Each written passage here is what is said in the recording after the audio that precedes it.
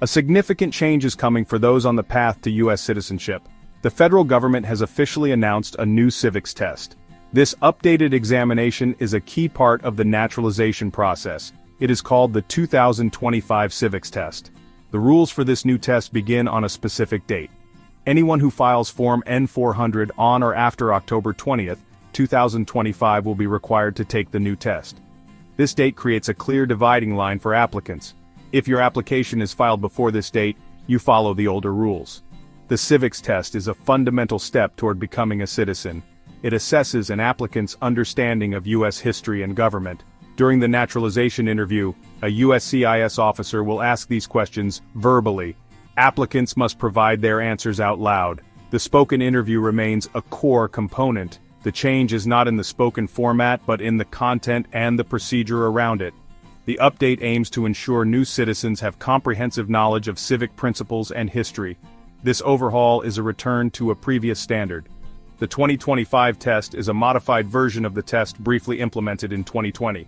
Many people will have questions about what to expect. This video will walk you through the details. Welcome to Prospect Global, your go-to hub for everything U.S. immigration. If you're new here, hit subscribe so you never miss our latest updates. The pool of potential questions for the 2025 civics test has expanded from 100 to 128. During the interview, officers will now ask up to 20 questions, double the previous amount. To pass, you must answer at least 12 correctly. These new rules apply only to individuals who file their Form N-400 on or after October 20th, 2025. If you submitted your application before that date, you are grandfathered into the previous system and will take the 2008 test. The new list of 128 questions introduces several new topics while retaining much of the previous content. According to official sources, approximately 75% of the questions are the same as or similar to the 2008 test. This means a large portion of existing study materials will still be relevant. However, the remaining 25% are new. These additions focus on specific areas of American history and constitutional principles. The new content gives a more nuanced view of the country's founding and its political evolution over time. One new focus: the Founding Fathers and foundational documents. Key figures: Alexander Hamilton, James Madison. The test will also ask about the Federalist Papers. The Federalist Papers were essays by Alexander Hamilton, James Madison, and John Jay advocating ratification of the U.S. Constitution. Another new question covers the 10th Amendment. It addresses the division of power between the federal government and state governments, states' rights. These changes highlight the debates that shaped the nation's government. The updated test broadens historical scope to include more recent leaders. For example, Dwight D. Eisenhower. He was a 5-star general in World War II and the 34th U.S. president. Other additions may cover American innovation. By including these topics, the test paints a more complete American story for learners. What should you study?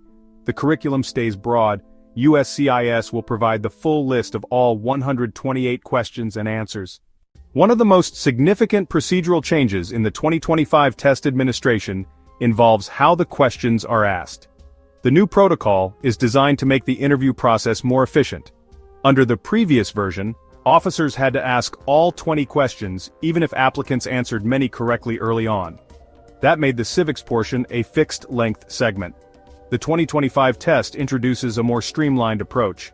Under the new rules, a USCIS officer can stop the test once a clear pass or fail is determined.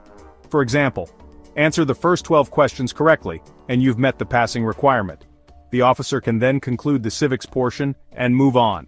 That could significantly shorten interview time for well-prepared applicants. It rewards people who study diligently and reduces stress during the naturalization interview. Conversely, if an applicant is not performing well, the officer can stop the test once it's no longer mathematically possible to pass. For instance, 9 incorrect answers means you cannot reach 12 correct out of 20. In that case, the officer can end the civics exam early. This prevents asking remaining questions when the outcome is already decided.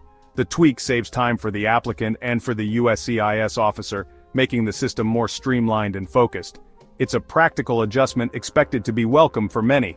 It focuses the interview on its core purpose, determining if the applicant meets statutory requirements including demonstrated knowledge of U.S. civics.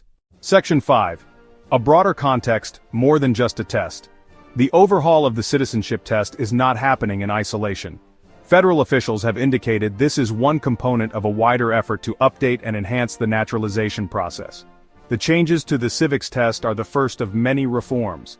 USCIS says more details will be announced in the coming weeks and months. Applicants should stay informed about potential new requirements beyond the civics exam. These broader changes aim to strengthen the integrity and security of the citizenship process. One area getting renewed focus is assessing good moral character. This is a legal requirement for naturalization. The government will expand the factors considered when evaluating that standard. This could mean more thorough background reviews, criminal history, adherence to tax laws, other personal conduct. The goal is to ensure that those who are granted the privilege of U.S. citizenship have demonstrated a commitment to upholding the laws and values of the country over a sustained period. Another change being reinstated is neighborhood checks. Government investigators may visit an applicant's community. They might speak with neighbors, co-workers, other associates. This tool was used more frequently in the past and is returning as part of enhanced scrutiny.